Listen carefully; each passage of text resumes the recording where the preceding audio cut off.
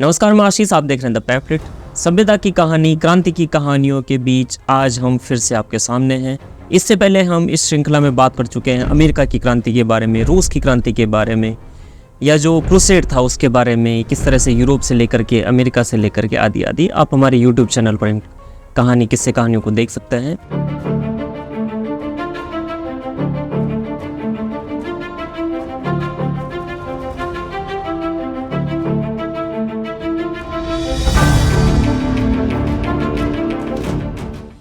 आज हम बात करने जा रहे हैं क्यूबा की क्रांति के बारे में। क्यूबा एक छोटा सा समाजवादी देश जो आज शिक्षा से लेकर के संसाधन और व्यापार की कमी जैसे संकटों से जूझ रहा है।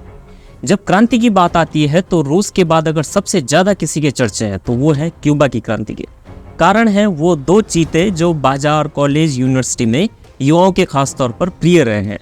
हर कोई अगर कुछ बनने का ख्वाब देखता है तो यही कहता है कि या तो फिदेल कास्त्रो बनेगा या फिर गुएरा।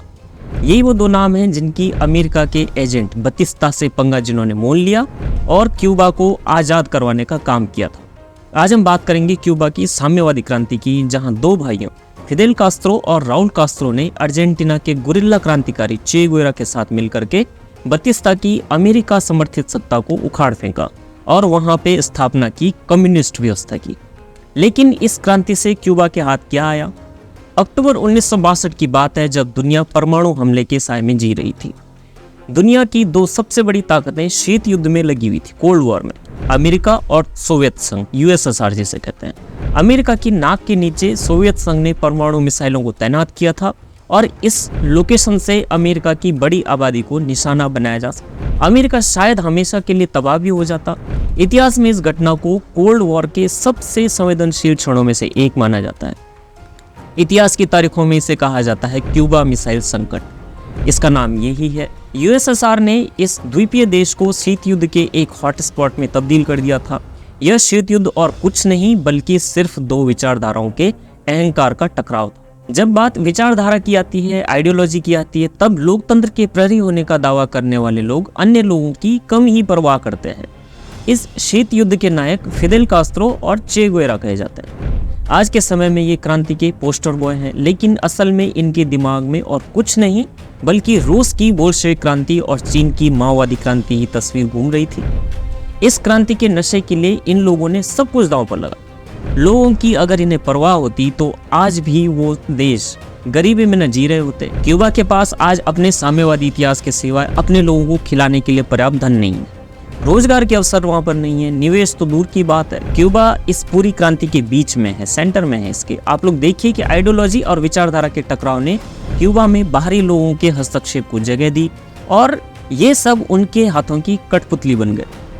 बतिस्ता ने जैसे अमेरिका चाहता था वही करता रहा। चे गुएरा और फिदेल कास्त्रो सोवियत के लिए काम करते रहे, उन्हीं के हाथों में खेलते रहे। इस पूरे अभियान के दौरान न जाने कितने लोगों ने क्रांति के नाम पे अपनी जान गंवाई और आखिरकार फिदेल कास्त्रो ने खुद को क्यूबा का मुखिया घोषित कर दिया। चे गुएरा जो क्रांतिकारियों का मसीहा है, उसने नाजियों की तरह ही कंसंट्रेशन कैंप बनाए और कहा कि जो कम्युनिस्ट नहीं है, जो उसकी तरह नहीं है, जो उसकी विचारधारा से सहमत नहीं होता है, उसे उन कैंप में रखा जाएगा और वैसा बनाया जाएगा जैसा वो चाहता है। उसकी इस बात से जो सहमत नहीं होते थे वो उसे गोली मार देता था। उसने अपनी इस सनक को क्यूबा में अनुशासन कायम करने का बहुत जरूरी रास्ता बता करके जस्टिफाई भी किया। उसने कहा कि अगर करना है तो ऐसे होगा, वरना दूसरा कोई रास्ता नहीं है। उसने इसे डिसिप्लिन का नाम दिया। लेकिन नाजियों को कोसने वाले और फासिज्म की शायरी करने वालों के लिए उस चे गुएरा में मसीहा दिखता है। खुद चे गुएरा क्यूबा जैसी क्रांति को अन्य छोटे छोटे इलाकों में दोहराने में नाकाम रहा और फिर जब उसकी मौत हुई वो भी बहुत निराशाजनक ही थी। ये पूरी कहानी शुरू होती है दमनकारी अमेरिका के पूंजीवादियों से क्यूबा के आज़ाद कराने के एक फैसले से, जिसका अहम किरदार था फिदेल कास्त्रो। फिदेल कास्त्रो के मुट्ठी भर इंकलाबियों का मुकाबला था करीब 40,000 लोगों की सेना से, जिन्हें अमेरिका से मदद हासिल थी, जिनके पास जोरदार हथियार थे। ये टकराव 20वीं सदी के सबसे कामयाब गुरिल्ला युद्धों में से एक। इसके बाद फिदेल कास्त्रो ने क्यूबा में एक पार्टी वाला साम्यवादी निजाम स्थापित किया। क्यूबा अगर किसी एक चीज़ के लिए जाना जाता है तो वो है गन्ने की खेती।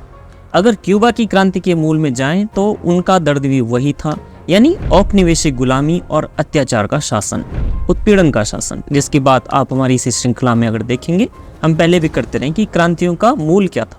वो था उत्पीड़न, शोषण, जनाक्रोश।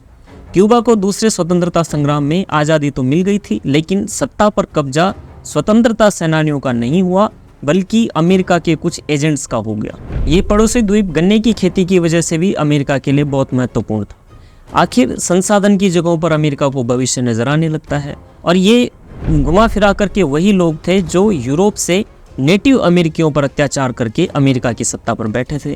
तो फितरत तो उनकी वही थी।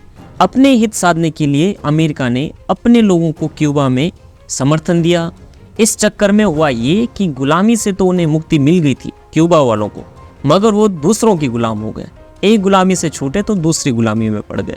अब यहाँ पर लोगों के मन में सत्ता के प्रति आक्रोश जागने लगा था। जो विद्रोह की भावना होती है वहाँ पे भड़कने लगी थी। यहाँ पर हर दूसरे दिन विद्रोह होने लगे, जिसका नतीजा ये हुआ कि वहाँ श्रमिक वर्ग जो था वो संगठित होकर के समाजवादी परंपरा विकसित करने लगा, और इसके बीच वहाँ की सत्ता बतिस्ता के हाथ में आ गई, जिसने फिर से क्यूबा को अमेरिकी आर्थिक और राजनीतिक हितों से जोड़ दिया था। यानी उन्हीं के हाथों में खेल रहा था, उन्हीं का एजेंट था वो। बतिस्ता ने क्यूबा में मकाडो की तानाशाही समाप्त की और फिर खुद सेना प्रमुख बन गया। बाद में 1940 में उसने खुद को राष्ट्रपति भी डिक्लेयर कर दिया था। ये वो समय था जब अमेरिका और सोवियत संघ, दो बड़ी ताकत, दोनों चाहते थे कि अधिक से अधिक देश उनके प्रभाव में रहे। यानी जो विश्व का मानचित्र है, या तो उस पर अमेरिका का कब्जा रहा, वो उसके लिए लड़ता था, या फिर सोवियत वाले उसके लिए लड़ते थे, विचारधारा के टकराव के लिए। यहाँ पर बतिस्ता अमेरिका के समर्थन से मजबूत होता चला गया। अब जब अमेरिका द्वारा समर्थित बतिस्ता अमेरिका को फायदा पहुंचाने में लग गया, उसका कार्यकाल जब पूरा भी हो गया तो उसने 8 साल बाद 1952 में वापस लौट करके राष्ट्रपति का चुनाव लड़ा। हुआ ये कि चुनाव में उसकी हार हो गई, लेकिन अब उसने सेना की मदद से तख्ता पलट किया और 1952 में अपनी तानाशाही कायम कर ली। ये समय था फिदेल कास्त्रो जैसे लोगों का, जो क्रांतिकारी राष्ट्रवाद का विचार रखते थे। वो कहता था कि क्यूबा में सब कुछ कम्युनिज्म के खिलाफ क्यों हो रहा है। दूसरी ओर कम्युनिस्टों ने भी रेडिकल राष्ट्रवादियों, जो कट्टर वहाँ पर जो राष्ट्रवादी थे, नेशनलिस्ट थे, उनकी आलोचना करने लगे कि ये वर्ग आधारित विश्लेषण के बजाय राष्ट्रवाद के नाम पर लोगों को संगठित करने की कोशिश कर रहे हैं। यहाँ पर क्यूबा में गुटबाजियां होने लगी, सभी लोग अलग अलग ध्रुव वहाँ पर बनने लगे। ये समूह बतिस्ता के खिलाफ ही थे, यानी divided by ideology and United by common enemy, जो कि बतिस्ता। इन्होंने बतिस्ता की सेना के बहुत से जवान मारे, लेकिन कास्त्रो और बाकी विद्रोहियों को गिरफ्तार भी होना पड़ा। बतिस्ता ने यहाँ पर पकड़े गए विद्रोहियों में से जो कई थे उनको बहुत ज्यादा प्रताड़ित किया। तख्ता पलट की इस कोशिश को कुछ ही घंटों के भीतर कुचल दिया गया, और जो बहुत सारे लोग वहाँ पर थे इस तख्ता पलट के प्रयास में शामिल, उनको मौत की सजा भी दे दी गई बतिस्ता की तरफ से। खुद फिदेल कास्त्रो पर भी मुकदमा चलाया गया और उसे 15 साल की सजा दे दी गई। अब कास्त्रो पर जब मुकदमा चला तो उसने कुछ क्रांतिकारी दलीलें दी, जो किसानों, क्यूबा की अराजकता, भ्रष्टाचार, पुराने संविधान, कैपिटलिज्म के खिलाफ नारेबाजी और उनके राष्ट्रीयकरण, मजदूर आदि आदि की बात करता था। कुल मिलाकर के कास्त्रो अपनी क्रांति की शक्ल सामने रख रहा था इस भाषण के जरिए। ये बहुत फेमस भी हुआ था। इस सबसे भावुक होकर के वहाँ के लोगों का भी गुस्सा भड़कने लगा। बतिस्ता के विरोध में भयानक विरोध प्रदर्शन होने लगे। आखिरकार कास्त्रो को जेल से रिहा कर दिया गया और इसके 6 हफ्ते बाद देश छोड़ करके मैक्सिको वो चला गया। लेकिन अब उसने ठान ली थी, उसने मन बना लिया था कि वो वापस लौटेगा और योजना के साथ लौटेगा। फिदेल को जो एक चीज सबसे ज्यादा सताती थी वो थी गन्ने के खेतों में कटाई करने वाले जो हैती के बंधुआ मजदूर थे, उनकी बुरी हालत। वो उन्हें देख करके निराश होता था। उत्पीड़न ही था, वो शोषण ही था श्रमिकों का। 26 जुलाई 1953 को फिदेल और राउल ने, दोनों भाइयों ने बतिस्ता के खिलाफ बगावत का ऐलान कर दिया। कास्त्रो जब विदेश चला गया तो उसके बाद भी उसका जो एक संगठन था 26 जुलाई मूवमेंट, जिसे कि J26M के नाम से जाना जाता है, वो एक्टिव रहा। कास्त्रो का लक्ष्य अब एकदम स्पष्ट था, क्यूबा की आज़ादी अमेरिका की कठपुतलियों से। उसने सशस्त्र विद्रोह की सेना तैयार कर ली। वो जानता था कि क्रांतिकारियों की हरकतों से जन विद्रोह पैदा हो जाएगा। इसी उद्देश्य से, इसी मोटिव से मैक्सिको में फिदेल कास्त्रो ने हथियारबंद गुरिल्ला फौज तैयार की।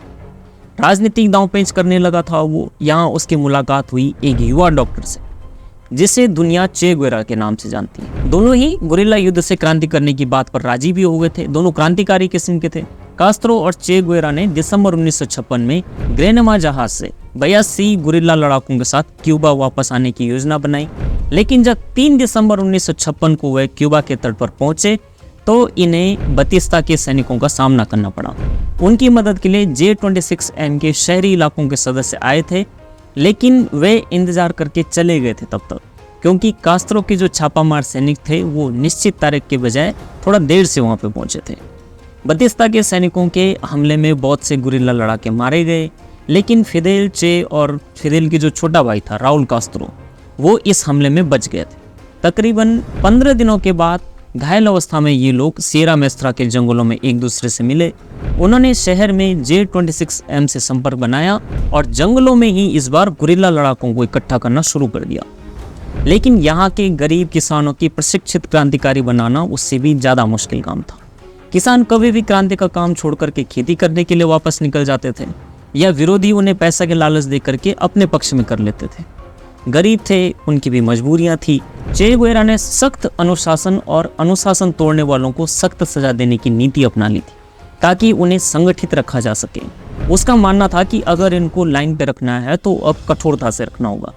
चे गुएरा और फिदेल के बीच भी कम्युनिस्ट शासन को लेकर के थोड़ा बहुत आंशिक मतभेद भी था उन दोनों में। चे गुएरा का ज्यादा जोर होता था मार्क्सवाद की ओर, जबकि जो फिदेल कास्त्रो था वो क्यूबाई राष्ट्रवाद का गहरा उस पर प्रभाव था। or Marxism in our idea. Our political philosophy is representative democracy. I have said very clear that we are not communist. वहीं अमेरिका का सपोर्ट था बतिस्ता को और कास्त्रो को सपोर्ट मिल रहा था यूएसएसआर से। अब आ गई वही बात जो शुरू से ही मैंने आपसे बताई थी कि ये पंगा तो सिर्फ विचारधारा के वर्चस्व का रहा है। क्या वाकई में किसी को क्यूबा की पीड़ा थी इन लोगों में से? ना ही अमेरिका को, ना यूएसएसआर को, न चे गुएरा को, न फिदेल कास्त्रो। ये तो सोवियत की खिलौना बन करके काम कर रहे थे वहाँ पर। धीरे धीरे जो J-26M था वहाँ पर, जो गुट उन्होंने बनाया था अपनी क्रांति के लिए, कास्त्रो खेमे का उस पर प्रभाव पड़ता गया। उसने घोषणा पत्र भी निकाले, मैनिफेस्टो निकाले। उसे इस बात का भी प्रमाण चाहिए था कि बाकी विद्रोही समूह भी फिदेल कास्त्रो के नेतृत्व को स्वीकार करने लगे थे। धीरे धीरे बतिस्ता की सत्ता पर पकड़ भी कमजोर होती चली गई। बतिस्ता और विद्रोही समूह के बीच में जो टकराव था वो दिसंबर आते आते बहुत ज्यादा बढ़ गया। दिसंबर 1958 में कास्त्रो के सहयोगी चे गुएरा ने सेंटा क्लेरा शहर में 350 गुरिल्ला सैनिकों के साथ बतिस्ता के 4000 गार्ड से उनको 3 दिन की लड़ाई के बाद हरा दिया। बतिस्ता की सरकारी सेना यहाँ पर हार गई, क्रांतिकारियों की जीत हुई।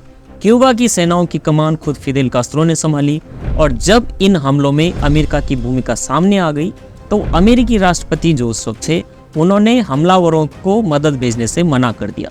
यानी बतिस्ता अब अकेला पड़ गया। बतिस्ता देश छोड़ करके भाग गया। अमेरिका के विरोध के बावजूद क्रांतिकारी सफल हुए। क्रांतिकारियों की इस जीत के बाद चे गुएरा ने कहा था कि दिसंबर 1956 में फिदेल कास्त्रो और उनकी इनकलाबी सेना की क्यूबा की जमीन पर विजयी वापसी जमीन पर उतरने की घटना नहीं थी, बल्कि असल में तो ये उस जहाज के मलबे के किनारे से टकरा जाना। असल में उस दिन ये जहाज कीचड़ में फंस गया और उसका नाम था ग्रेनमा। तो उसमें सवार जितने भी 82 क्रांतिकारी थे उससे बाहर निकले। उनकी हालत एकदम पस्त थी, उनमें जरा भी हौसला बाकी नहीं था। हालत और बिगड़ने लगे जब सिएरा मेस्त्रा की पहाड़ियों की जो तलहटी थी वहाँ पर क्यूबा की सरकारी फौज ने उन लोगों पर अचानक से हमला बोल दिया था। यहाँ से कुछ ही गुरिल्ला लड़ाके बच पाए और इनमें फिदेल कास्त्रो और उनके भाई राउल भी थे। इस हार ने क्रांतिकारियों को बतिस्ता के खिलाफ और भड़का दिया था और उन लड़ाकों ने आखिरकार क्यूबा में उस वक्त के सैन्य शासन जो बतिस्ता था उसकी सेनाओं को मात दे दी थी। अमेरिका ने क्रांति के बाद काफी कोशिशें की, लेकिन वो क्यूबा में फिदेल कास्त्रो के शासन और प्रभाव को खत्म नहीं कर पाया। फिदेल कास्त्रो और उनका दल क्रांतिकारी राष्ट्रवाद द्वारा प्रगतिशील समाजवादी लक्ष्यों को हासिल करना चाहता था, लेकिन इस क्रांति और इसके बाद जिस किस्म के शासन प्रणाली और जो इसके नतीजे हुए उसमें लोकतांत्रिक स्वतंत्रताओं और मूल्यों को कोई जगह नहीं दी गई थी। चे गुएरा ने बाद में क्यूबाई क्रांति के इस मॉडल को जो दूसरी जगहों पर लागू करने की कोशिश की तो उसको उसमें भी सफलता नहीं मिले। फिदेल कास्त्रो शीत युद्ध का प्रतीक था। उसने कैपिटलिस्ट अमेरिका के फ्लोरिडा तट से 90 मील दूर स्थित द्वीप क्यूबा में वामपंथी हुकूमत स्थापित की। वो अक्सर कहता भी था कि उसने साम्राज्यवादी ताकतों के नाक के नीचे जनता की हुकूमत कायम की। लेकिन सवाल फिर से वही है, जनता की हुकूमत से जनता को आखिर क्या मिला? फिदेल कास्त्रो और उसके सैनिकों ने क्रांति तो कर डाली, बतिस्ता को भी उखाड़ फेंका, मगर उससे हासिल क्या हुआ? क्यूबा एक कम्युनिस्ट राष्ट्र अलग थलग पड़ गया। पूंजीपतियों पर लगाए गए प्रतिबंधों के चलते वहां पर आम जनजीवन कभी भी अन्य देशों के जैसे हो ही नहीं पाया। 21वीं सदी की लोकतांत्रिक आर्थिक नीतियों के साथ क्यूबा नहीं चल पा रहा है। जो वहाँ पर बहुदलीय लोकतंत्र है वहाँ पर उसकी स्थापना नहीं हो पाई, वो विकसित नहीं हो पाया और ना ही निवेश को बढ़ावा मिल पाया है। चे गुएरा और कास्त्रो जैसे चेहरों की वजह से क्यूबा की क्रांति युवाओं को जरूर प्रभावित करती है, लेकिन इसका कोई रूस की क्रांति पर फिर माओवादी क्रांति जैसा वर्चस्व कभी नहीं बन पाया। गुरिल्ला युद्धों का ये तरीका क्यूबा के अलावा कभी बोलीविया तक में भी सफल नहीं हो पाया, जहाँ चे गुएरा की मौत भी हो गई थी। एक समय था जब साम्यवादी क्यूबा सोवियत के प्रभाव में तरक्की करने के सपने देख रहा था, क्योंकि तब उन्हें सोवियत साम्यवादियों से बड़े स्तर पर आर्थिक मदद भी मिली। लेकिन जब सोवियत ही नहीं रहा तो क्यूबा टहने लग गया। वो आत्मनिर्भर नहीं थे, उनका साम्यवाद खोखला था। क्यूबा सोवियत के काम सिर्फ अमेरिका पर परमाणु हमला करने की ही आ सकता था और वो ऐसा करने वाले भी थे, मगर परिस्थितियां बदलने लगी। दुनिया के देश जब लिबरल और मुक्त हो रहे थे तब क्यूबा अपनी क्रांति की डपली बजाता रह गया। क्यूबा की क्रांति आपको कैसी लगी हमें कमेंट करके जरूर बताइए। हमारे इस सीरीज़ को, हमारे वीडियोज़ को शेयर करते रहिए और चैनल को सब्सक्राइब करना बिल्कुल ना भूलें। देखते रहे द पैम्फलेट। धन्यवाद।